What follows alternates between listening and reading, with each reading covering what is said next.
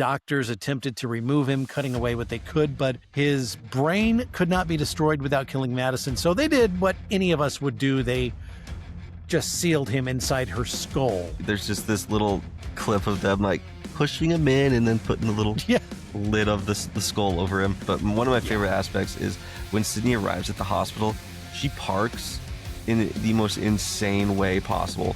She just like screeches to a halt on like the face of this cliff.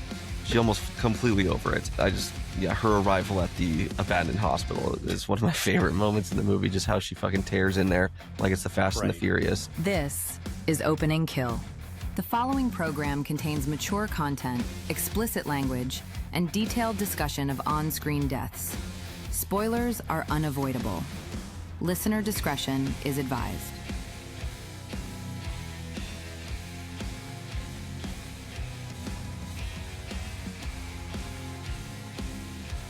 And welcome to Opening Kill, your favorite horror movie podcast. At least I hope we're your favorite.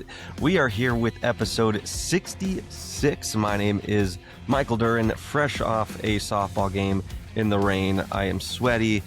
And frankly, Brian, I know we used to record in the same room. I'm kind of glad I'm not in the same room with you right now because I am pretty stinky. So I want you to count your blessings tonight.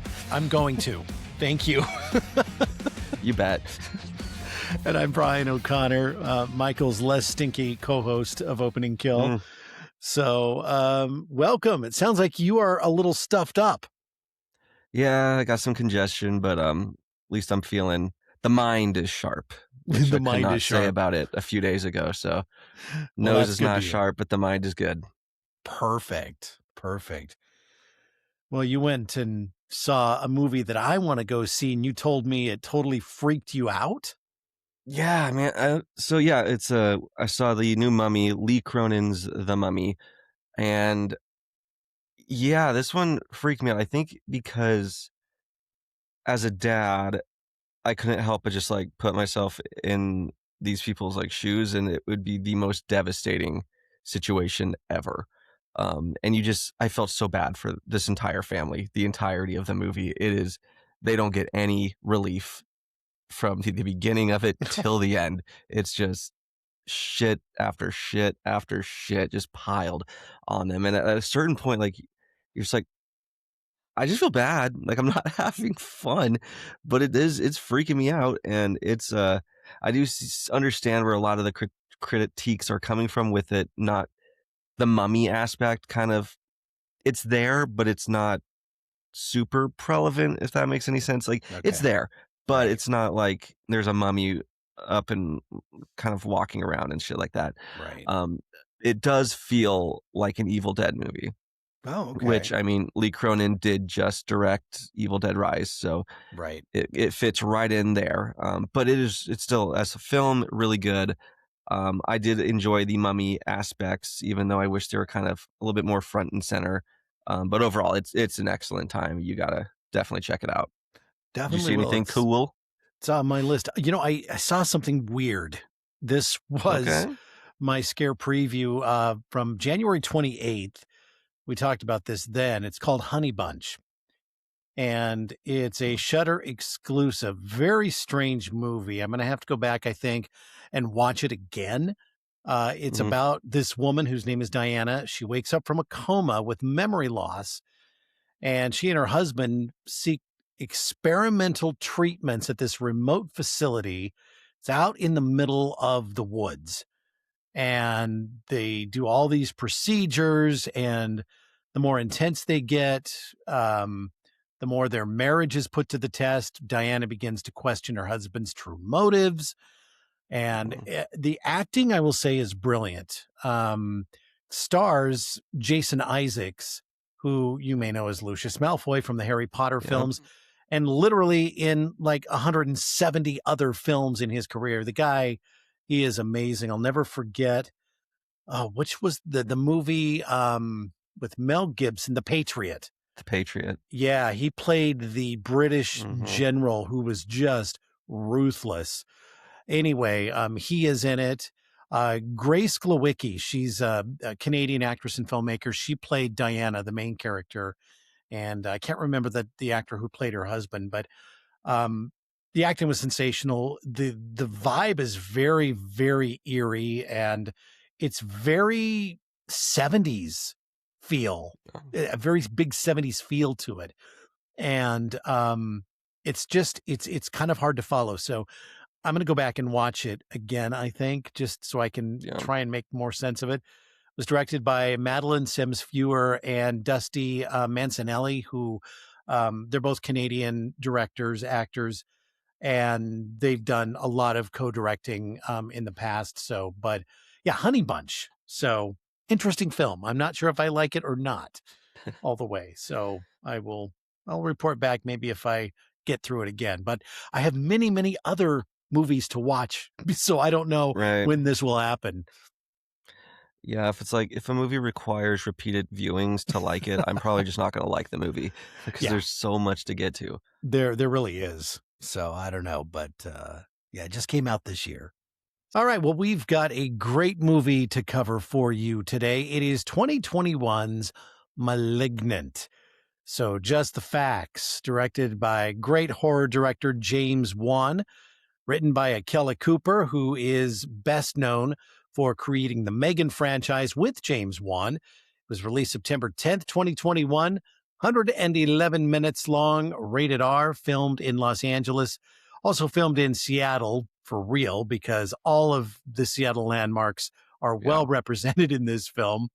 Stars Annabelle Wallis, Madison Hassan, George Young, and Nicole Brianna White. $40 million is what their budget was. It only made $35 million, so it lost $5 million, which was very surprising to me. And its tagline, a new vision of terror.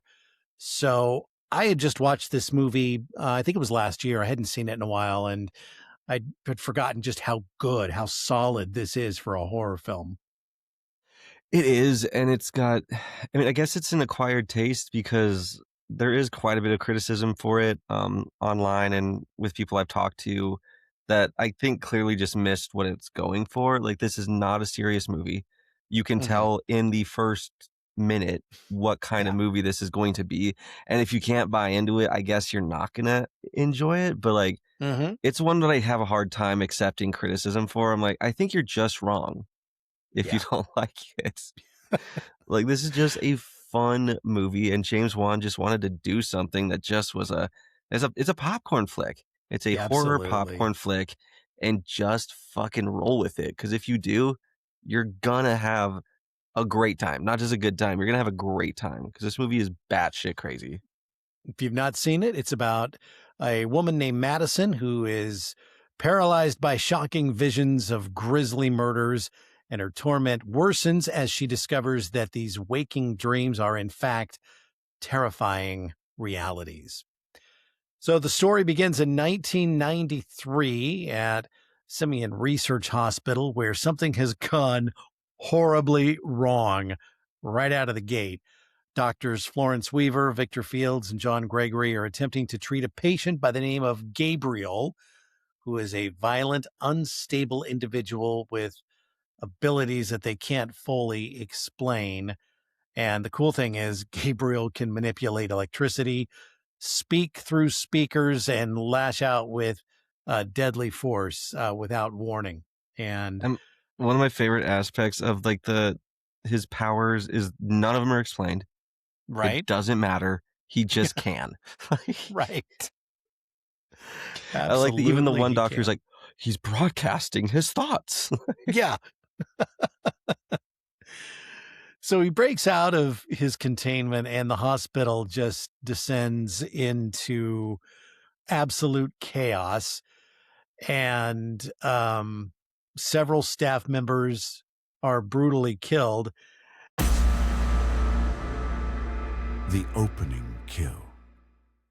However, we don't see it. We see the aftermath. So it's a butter knife for me. Yeah.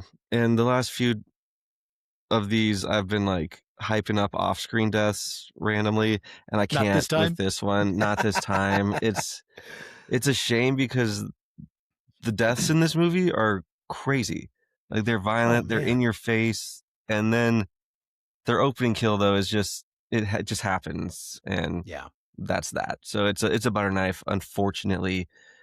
Um, yeah, I think that was definitely a missed opportunity for them Yeah. with this one. Yeah. So the opening kill is basically a doctor who's killed off screen. We see his body. And not long after that, we see a couple of nurses, their bodies, same thing. We never saw it really happen. So those were kills 2 and 3. So 3 pretty quick kills right off the bat here that we don't get to see. So leaves you wanting for more, but Yeah. is what it is. So they strap Gabriel into a chair and his voice starts coming through the radio. And like you said, one of the doctors is like, he's broadcasting his thoughts through the radio. So So silly. it's And very silly. we do have to mention just the acting in this whole opening scene is ridiculous. Like, it's so hammy, it's campy, and you can tell they're just having fun.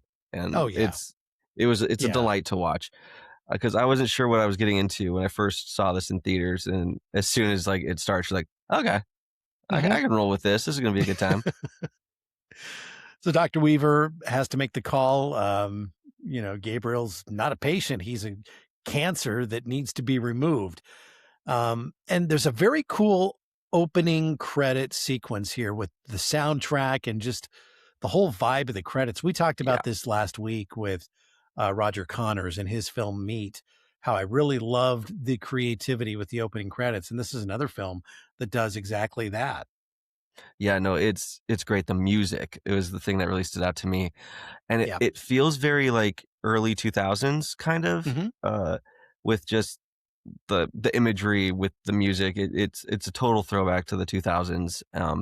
And once you know what happens in this movie, it's kind of surprising that it was such a blindside when it happens, because they kind of show what's going on in these opening credits once you Yeah. actually understand.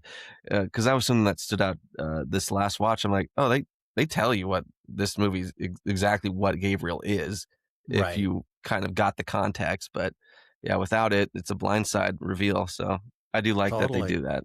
Yeah, I agree. So we jump 27 years later to present day Seattle. We do, and we meet Madison Mitchell, who not having a great go. We see her pull up, and she's pregnant, and we then meet her husband or boyfriend, and he's Piece of a shit delight. boyfriend. Can we say that? Derek, yes, POS, Derek.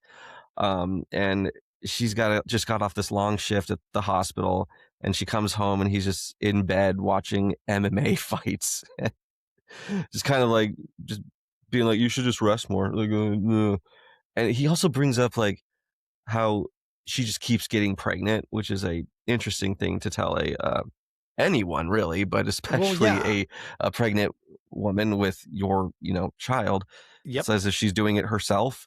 And we learn that she's suffered multiple miscarriages, and it's Right. been an emotional toll taken on both of them, I guess. Yeah. And finally, Madison's just like, I just want to go to bed. She turns off the stupid guy's fights, and he then gets violent with her. And he pushes her into this wall, and you see instantly like blood smear down the back of her head. You're like, oh shit. And the thing that does surprise me is she doesn't go to the hospital. No. That's a lot of blood. He slammed her head into that wall really hard. I mean, I even went, oh man, I feel that from here. It was violent. Yeah, it's violent. And she ends up locking him out. And so she's in the room now alone. Right. And that night, she experiences like a nightmare, but isn't. Yeah. It's very interesting. Derek kind of is up and about. The blender starts going off. He's walking around trying to figure out what's going on, and then he sees someone sitting in the living room on the couch. But when he turns the light on, that individual is gone. But you do see the couch cushion rise up again. So someone definitely was sitting there. And then Derek gets brutally murdered. So you don't feel too bad about this one. We do see the effects of the aftermath of it, and his neck is not just broken. His neck is twisted, bent backwards, bent around. It is a gnarly kill. Oh my gosh, it really is. In fact, later there's a police detective who arrive later, and they actually make the comment that they've never seen anybody this twisted except in automobile accidents. So Yeah. it's pretty gnarly. Yeah, you see all the So the vertebrae. yeah. So Madison wakes up and the vision hasn't ended. Derek's dead before she can react. She's attacked by an unseen intruder and knocked unconscious. And that's when the police show up. Yep. And the crime scene is pretty fucked up. That's to be sure. And like they're looking at him, and they mention the car accident thing, and they also say like if someone was to do it though, they'd have to be like standing on the ceiling in order for like these angles to have happened the way that they do. And so instantly you're like, what the fuck is going on here? Like, Yeah, so totally. So we flash forward and Madison's in the hospital. Her sister Sydney is waiting for her, and devastating news, and not surprising, she's lost the baby once again. And yeah. I mean, when you see how hard she was thrown into that door, it's like, yeah, that makes sense. Well, not So a just that couple of time too. Like detectives- the figure hits the door, which then shoots her across the room as well. Yeah, So she right. got nailed twice. It's like she got put into a dryer and kept going. Just put on rinse cycle in the washing machine. Yeah, jeez. Couple of detectives show up. We have Kakoa Shaw and Regina Moss, and Sydney. It's so funny because the sister, she's wearing this princess costume, and she's so silly looking, and so she has to explain that she works for a company called Family Planet. It's one of those. I'm sure it's one of those princess, where the people dress up as princesses and they entertain the kids and everything else. And it was just kind of a nice, humorous moment to offset the brutality of what we just saw.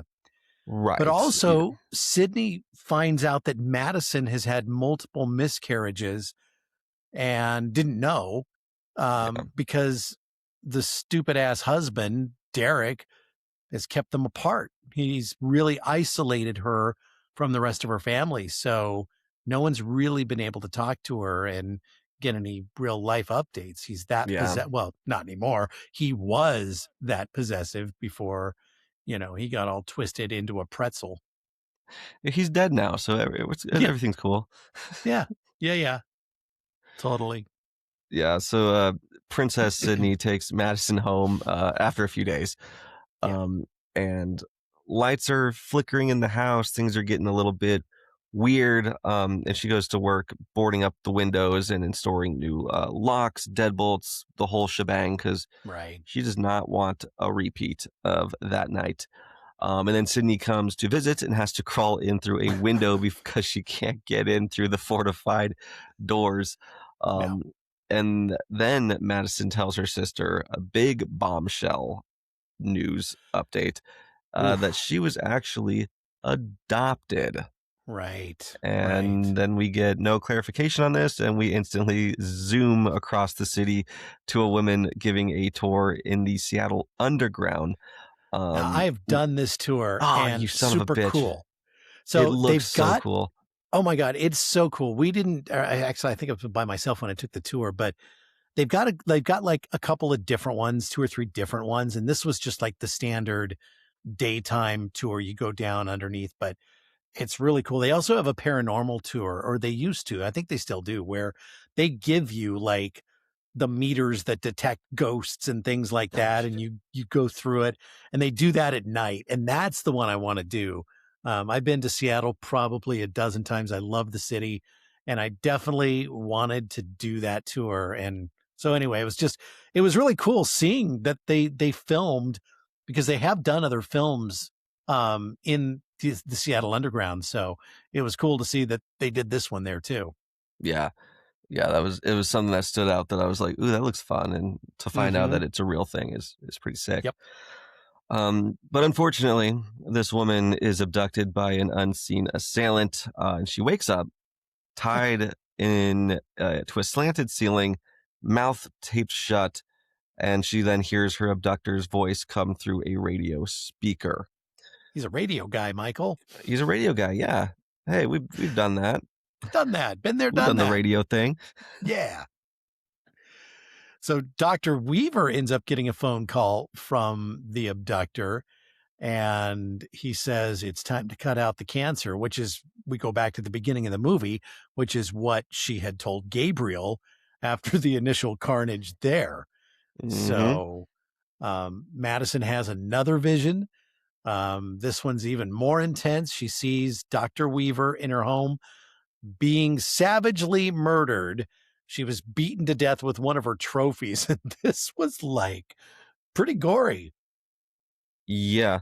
No, she gets fucked up. And this trophy is really cool, and and then it becomes the main weapon for Gabriel going forward. It's a really cool image. But this whole scene is so cool because Madison's just doing laundry, and she opens up like the washer drawer, and she's putting stuff in, and she looks over and she sees the doctor through like the glass, window, and then yeah, and then that's when like the two worlds mesh into one. It's just a really cool visual scene, and then we get a really violent kill at the end of it. Jeez.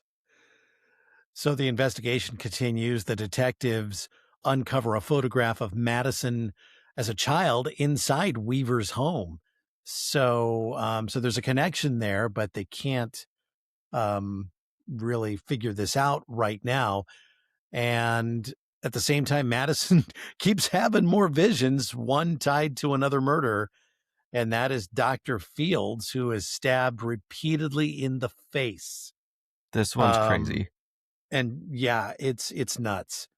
And this is another just cool fucking scene, man. Like she wakes up in bed and she just looks, she's seeing Dr. Fields in her bed. And then Gabriel creeps up from behind her and gets on top of Fields and just goes to town. But the visuals of these like worlds blending, the worlds blending together kind of things, I love how they're done. It's just, it looks so cool. It really does. And each of these deaths kind of brings Madison closer to something that's buried deep in her past that she can't remember. So Princess Sydney takes her to the police station to talk to the detectives, and they start telling them this story. And they don't believe her, obviously, because who would? It sounds absolutely batshit crazy. And so police end up going to Dr. Fields' house, and they find his body, and they immediately start to suspect Madison because she knows about these murders. And so it doesn't make it look real good for her. Yeah. And like every detail she gives it's confirmed once they find the bodies. So it's, yeah, I mean, it's suspicious. It's definitely fishy for sure. And then, so Madison also, though, is now just growing desperate, you know, for answers. So she turns to her sister, Sydney, and she reveals fragments of her childhood. Madison had an imaginary friend named Gabriel, and a presence that felt real to her at the time. And it was a very scary time for her as well. And the killer, you know, soon confirms it himself that when Gabriel contacts Madison directly and he knows her. So that was pretty creepy. Yeah, Gabriel and Madison, they got a whole lot of history. What is that history? We'll find out, but it's a lot. So they go home to see their mother, and they mention the name, or Madison mentions the name Gabriel, and you can just see their mom just like freezes. And her mom's in a wheelchair. She's got some health things going on. So, but yeah, so we immediately cut to them in the living room, and the mom pops in this videotape. It's from, I think it's from her 8th or 9th birthday party. And she starts talking to an invisible friend that she refers to as Gabriel. And there are other videotape scenes with her in it as a child talking to him. And this whole thing was just very, I mean, it gave me the chills. Yeah. Because, yeah, he's definitely there. I mean, shit's creepy when kids are talking to things that aren't there. Like, that's always Mm-hmm. going to be a freaky thing. Uh, Definitely, yeah. and we got another freaky scene going up, another vision. Next up, we got John Gregory. Mm, He gets killed in the bathtub. This one is off screen. right. And Detective Shaw shows up right after the murder happens.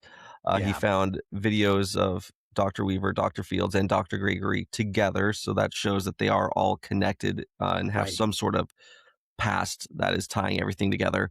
Yep. And he tries to prevent the murder from happening, but is instead attacked by Gabriel, who is still on the scene. And this is where we get the Hmm. best look at Gabriel and how he's Oh, moving. And it's backwards. Like, it's so weird looking. And right. Gabriel is quite the little acrobat. Like, Oh he is boy. jumping down fire escapes. He's flying all over the place. He's like a little monkey. He's like a little And squirrel monkey. what's cool about this is Madison is seeing all of this. Mm-hmm. And as the detective moves into the bathroom, she's screaming at him that he's still here. Mm-hmm. And then he like comes out of the ceiling and attacks him. And then, yeah, they take off and he chases him. But Yeah, we get quite a chase scene. This is a yeah. lot of fun. Hmm. There's like it's batshit crazy. It goes on for like 5 minutes, and it's just Yeah. this crazy chase scene, and it's a lot of fun. I enjoy every minute of it. So the detectives go to Madison's house to let her know all three victims so far were actually doctors at the mental hospital she was at when she was a child. And a hypnosis session unlocks some more of Madison's memories that she's been just pushing down deep for all these years. Her Hmm. real name is actually Emily May, and she remembers that Gabriel is not just a friend, but is something darker, someone that is trying to just physically and mentally control her, and Right. something that nearly caused harm before Sydney was even born. Like, she tried to, well, was at least told to kill her sister Sydney, with this While she scene was in that's, the womb. yeah, this is a crazy Yeah. scene. She's like, gets this knife and goes into the bedroom, um into the parents room, and she's standing over like the mom and talking about how she needs to kill Sydney, but she, oh, I mean, obviously does not, but it's a very weird, upsetting scene for sure. Hmm. Yeah. Yeah. Because her mom wakes up and then Mm-hmm. Madison snaps out of it and screams and takes off running. But that's just crazy. And then Sydney's born and those memories disappeared, but now all of a sudden it's all starting to kind of come back. Yeah, because yeah, ever since she got her head hit, something's trying to get out of there. And this next scene is absolutely fucking crazy because so everyone's in the living room still. The Yep. cops, detective, the everyone. And we flash to the kidnapped woman from earlier, the Seattle Underground tour, and she actually escapes, but then immediately crashes through the floor, and then Yeah.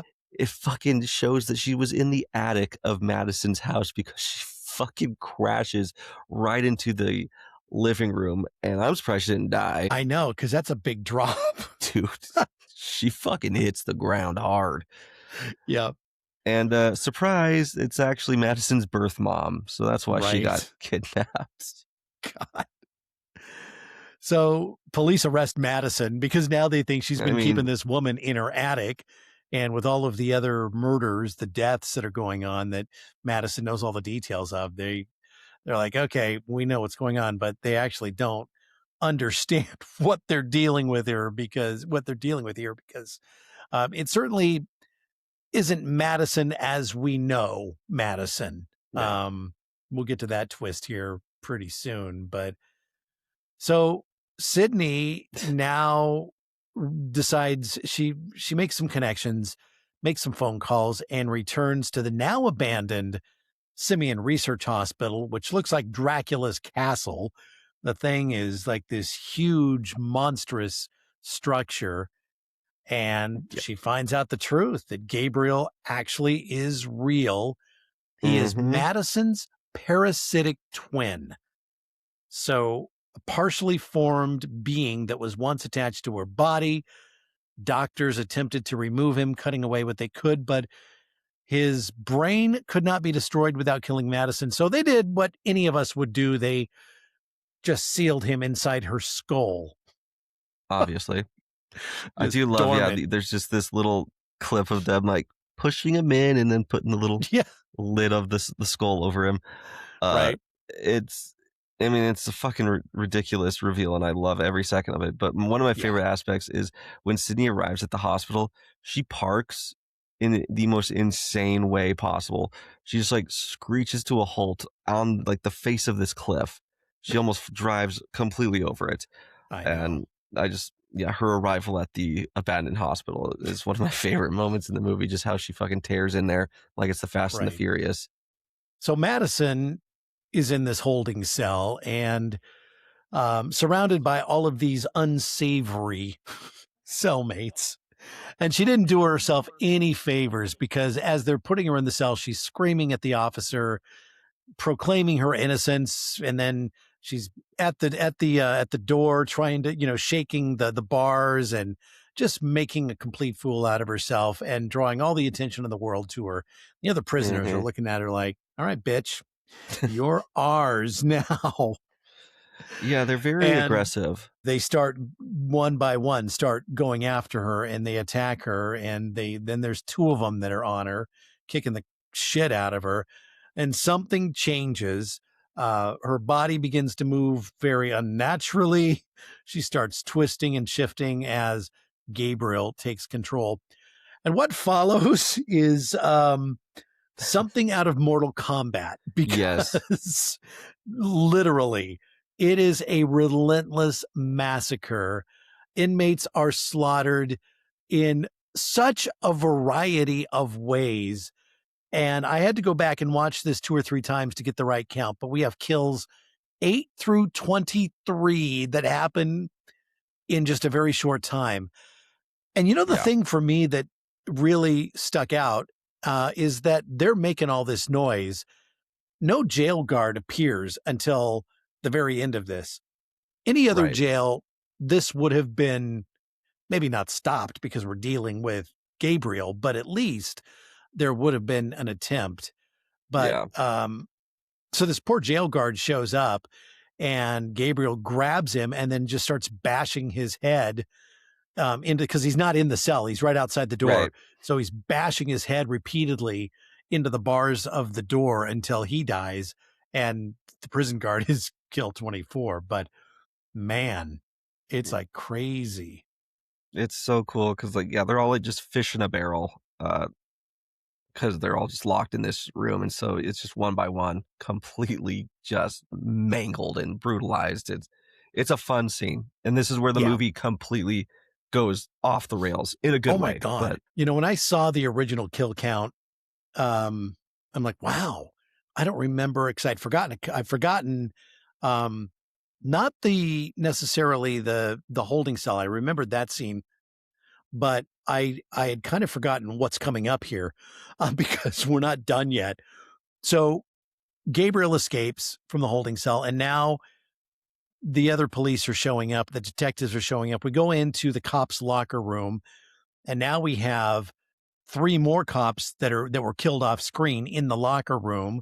Kills 25, 26, and 27. Then he tears through the rest of the station. He's like the Tasmanian devil. I mean, he's just crazy.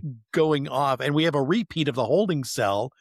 And now we have kills 28 through 40 freaking 5. So like 17 kills here that happen in just the front office area of this precinct. And then he escapes. But again, it's like a variety of ways. I mean, about every way a body can be mutilated and killed, it is, so, and it's very quick too. And I think the entire Seattle police force is now dead. I think so too. Yeah, I think you're absolutely right. It's fucking crazy. Yeah. One of my favorite, right before he escapes though, he yeets this chair across the room and pelts one of the officers with it. And it is so goddamn funny because it is like a basketball court of a distance. Like this is a huge room, and he just yeets that chair and it Oh pelts my him in the gosh. fucking head. It's so Yep, good. it really is. So he gets out of the police station, and it's pretty clear he's going to the hospital, the normal hospital, not the mental hospital. Right. So Madison's biological mother, who fell through the roof, we find out her name is Serena, and she's recovering there because she survived that crazy fall through the attic floor. And it's pretty obvious Gabriel is coming for her. Yeah. Sydney shows up. She tries to get by a hospital security guard, but again, we talked about this at the beginning. Gabriel has control of electricity and all of this. He Mm-hmm. causes this poor guy's pacemaker to explode, and it blows out his chest. So fucking awesome. Like Oh my gosh. it's just so brainless fun at this point. Yes. It's a roller Yeah. coaster. Yep. And I remember when this happened in the theater, I was like, why not? Why not? Yeah. Why wouldn't not? this happen? So Sydney and Detective Shaw attempt to intervene, but Gabriel is able to overwhelm them. As he closes in on Sydney, it becomes pretty clear that he sees her as a replacement, a life that took his place. So Sydney tells Madison that Gabriel is responsible for all of her miscarriages by feeding on her fetuses to gain strength. So we didn't make this clear. Gabriel is part of her. He's, he's still attached to the back of her brain. And so during the holding cell, you would see her face, and then she'd turn around and you would see his head, his face on the back of her head. And so he's been there the whole time. It's very Voldemort-y from the first Harry Potter. And it's kind of cool because, like, in the holding cell, she reaches back and she, like, opens up her skull. Yeah. And you see Gabriel's, like, little face, like, peeking out. It's gross. Like, he looks disgusting. But I love the appearance of him. I love that he's just this tiny little face peeking out of the back of her skull and through her hair and making her body move backwards. Like which is, I guess, forwards for him, but that explains why the movements are the way they are as well. Sure. And it's cool. And I like how he looks. He's got this sick ass jacket, and yeah, it's cool. Everything about how he appears in this movie, I'm down with. It's fun. Gabriel's design is super badass. I mean, there's no doubt about it. It's creepy. It's scary. It really is scary. So yeah. Yeah. I mean, it's just uncanny valley. Like the movements itself, or it's just like, ugh. I don't like that. No. Like if that was coming at me, I would shit my pants. Oh yeah, I would be running. We'll get to that in our, wrap up segment. How screwed are we? Because I can already tell you the answer. I'll just say it now. I ain't getting out of this. I would be run down quickly. Yeah. I'll be in the fetal position crying. That's right. Sucking your thumb next to me. So Sydney and Madison's birth mother are attacked. They appear to die, but it turns out it's a hallucination because Madison is now fighting back. And inside her mind, she confronts Gabriel directly in this very dark internal space. And she's able to take control. And she traps him and locks him away behind mental bars, if you will. So Gabriel isn't destroyed, but at least he's contained, because you really can't destroy him without destroying Madison. Exactly. And back in the real world, Madison regains control of her body and saves Sydney, who was trapped under the hospital bed, which had been folded up and like pinned her to the wall. Yeah. And so because Madison has Gabriel's strength, she's able to actually lift this thing off of Sydney and save her. And then we never really see the mother, Serena, again, but she's still alive. Yeah. And then all the violence stops as suddenly as it began. And in the aftermath, there's a very sweet moment there is. Between Madison and Sydney. Madison tells her that they may not share blood in the way she once believed, but they are still sisters and still family. So very touching moment between the two sisters after all of this carnage. But right before we go to the credits, we still get one more little thing, and it's, you hear the faint electrical hum, reminder that Gabriel's still hanging around. He's just locked away, but he's still there waiting. So, yeah. Yeah, and that's the credits. How the fuck haven't we got a sequel to this? Well, that's what I'm wondering, too. I was just thinking that there was no sequel, and that maybe because it didn't make the money, didn't make its budget back. I don't know, but maybe. It just seems like it's developed a cult following now. Yeah. And, I feel like it'd do I don't know. better. And there's so much you can do with this. Like, yeah, it's crazy. And my other thought was like, how is she not going to go to jail? Yeah. Because maybe that would be the sequel, the court case, because this would be the fucking craziest court case. It's like, oh my gosh. Yeah, it was her, but like, she's got this little guy living in her head. So it wasn't really her. Right. I don't know. Yeah, that would get messy very quickly. Yes, definitely. Well, the final kill count, a very impressive 46 bodies that pile up in this movie. So I had forgotten how many were killed off in this thing.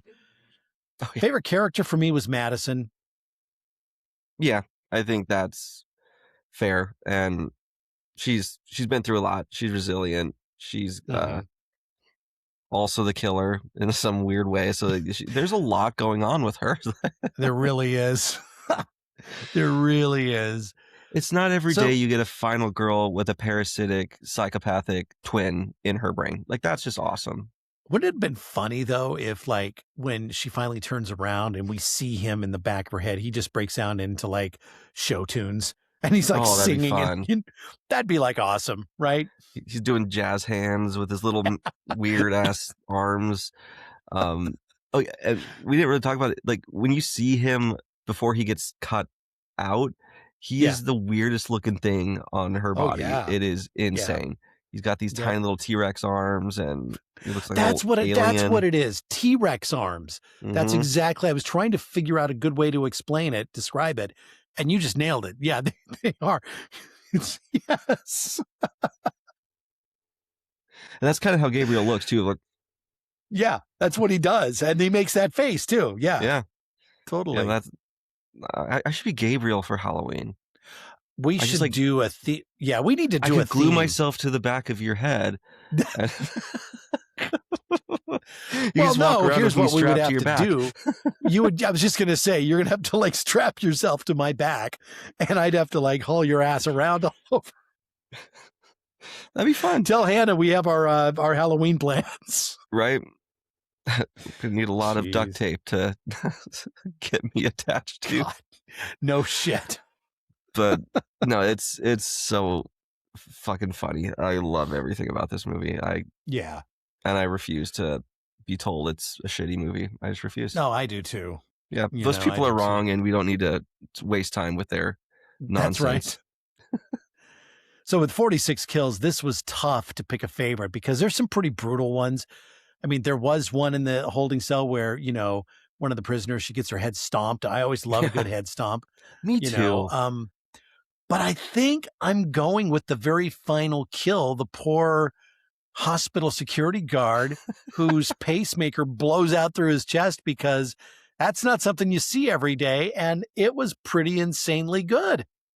It's a great kill. It's kind of like a comedy moment as well. Like just how it's played off. It's fun. It's a great little, it's a cool moment. And you get like the little explosion from within. Right. I do think I'm going to have to go with the second doctor killed, the one in the bed, because you just get all this, you just feel the impact and you see the impact of these knife blows directly to the face. And it's a very brutal kill with some great practical effects. Right. So I'm going to go with that one as my favorite. Cool. Favorite scene, I think, is going to be the holding cell sequence of kills. I mean, it's yeah. And can we just like lump that entire police station together? So it's like from the holding cell to the hotel, like not the hotel, The police precinct, just everything that happens in that building is the best. It's like, I don't know, like 30, 40 kills, at least 40 kills just in that sequence by itself. It's kind of like a John Wick movie. Like, it's crazy. Like, you see like just the athleticism of Gabriel and just dodging every bullet somehow, and it's just fun. It's like the Matrix mixed with John Wick. Oh, no kidding, right? That's fun. Yeah, how screwed are we? No chance. No chance against Gabriel. No. It's pretty ruthless. I surrender immediately here. That's the thing. I wouldn't even try to fight. I'd just be like, you got me. Yep. You got me. Make it quick, please. Well, he does that a lot. He does that. That's the thing. That's the thing. He's kind of like, I mean, I hate to say, he's kind of like at least nice about it. Yeah. He doesn't torture. He's not a torturer. No, he doesn't. He just dispatches his victims quickly and easily, and that's that. Yep. Final girl. So we got a couple of them. We have Madison. We have the sister. I mean, I give Madison a 9. Poor girl having to deal with that ugly ass thing in the back of her head. Sydney, not a 9, probably 6 or 7. I don't know. Yeah, Sydney is because like whatever 5. Yeah, just middle of the road kind of thing. Right. I'm actually gonna give Madison a 10. I think she is. I mean, she's fucking cool. Like, and she's unlike any other final girl. Like, this is a very unique instance where she's also is the killer. So you get that kind of aspect too.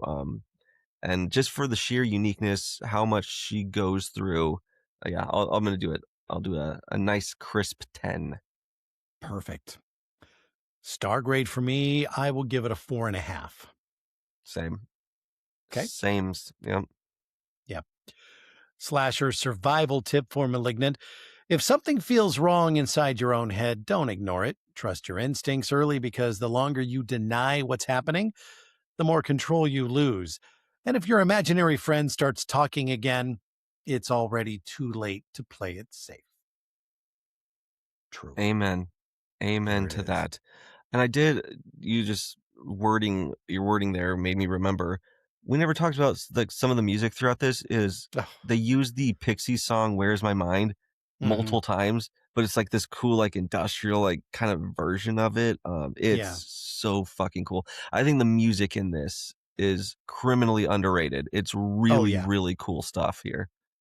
So I actually brought up the soundtrack on Spotify, and I'm jamming out to it in my car now, when I'm driving around or whatever.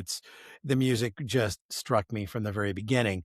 The opening song through the credits. Yeah, it's a brilliant soundtrack. Totally. Want to shout out to our friend Courtney, host and creator of the Jaunty Haunts podcast, who is a good friend of the show and also has been a guest, and we've been a guest on her podcast as well. But for 30 years, she kept a secret that she can see ghosts. She can indeed. She's got a shit ton of stories dealing with ghosts, demons, you name it. She's kind of come across it. And if she hasn't come across it, she brings on guests who have. So you get a ton of cool stories that really is going to whet any appetite you have for the paranormal. Like, she's covering it all. It's a lot of fun. Fantastic show. If you have not listened to Jaunty Haunts and you're a fan of paranormal stuff, you're doing yourself a disservice. Check the show out today. Absolutely. Everywhere you get podcasts. Jaunty Haunts with our friend Courtney. The Scare Preview. All right, Scare Preview time. And this is where we tell you about some upcoming movies that we are kind of excited about. Mine is an Eli Roth film coming out later this year called Ice Cream Man. I am so excited for this one. Oh, have you seen the poster for this? I saw the teaser trailer too. It looks cool. Oh my God. So the poster is a little child's hand holding a bloody ice cream cone. This is absolutely amazing. So it was written and directed by Eli Roth. Karen Klitsch is in this from Thanksgiving, Saw 6, and just a ton of other movies. Ari Millen's in it, Benjamin Brian Davis, and it's about this summer town descends into madness when an ice cream man serves kids sweet delights with horrifying results. And I cannot wait for this to hit theaters August the 7th. So, yeah. Yeah, is it a remake of the 90s Ice Cream Man movie, or is this something completely different? I think it's it looks an different. original. It does look different. I think it's original. Well, he wrote it. So, yeah, I mean, he did write it. So, which doesn't mean anything necessarily. But, no, I think I haven't seen anywhere in any of the material that I went through that this was a remake. So I think it's an original. Yeah. Nice. Like, it looks original. Like, even if it is technically a remake, it's definitely its own thing. Yes. And yes, I am very excited for that too. I've been excited ever since he announced he was working on that, and I can't wait. So that's a fantastic pick. Mine is also a fun appearing one. It is called Buddy.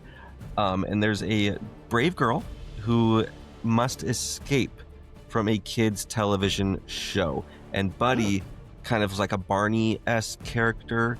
He's this like little unicorn, but clearly psychotic. So she gets stuck in this children's show, and the Buddy character is trying to kill her. It's got a really cool cast.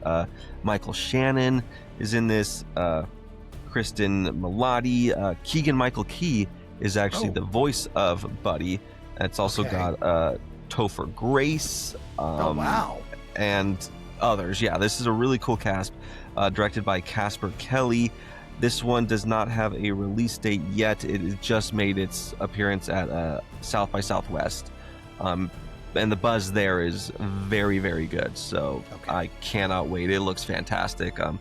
I think it's going to be a streaming release. I don't know if it's getting theatrical, but whenever it comes out, I'm going to check it out immediately because I'm sold. I love dark humor, horror kind of stuff, and this appears to be like a black comedy-esque thing. Nice. Yeah, that sounds like a lot of fun. Yeah. What a good cast too. Like a sneaky good cast. Right. Well, thank you for joining us on episode 66, Malignant. Make sure you subscribe to us on Instagram, follow us, and also on Facebook. Tell all your friends about us. Leave us a great 5-star rating too. And don't forget to follow our channel on YouTube. Yeah, it's lots going on YouTube. We got audio and video. It's basically just like your one-stop shop. So definitely subscribe to YouTube and hit that bell notification so you're always up to date whenever we're dropping new episodes on Thursdays.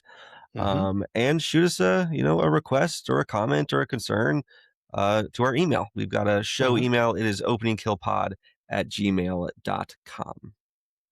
And Michael, we're getting closer and closer to wrapping up our second season.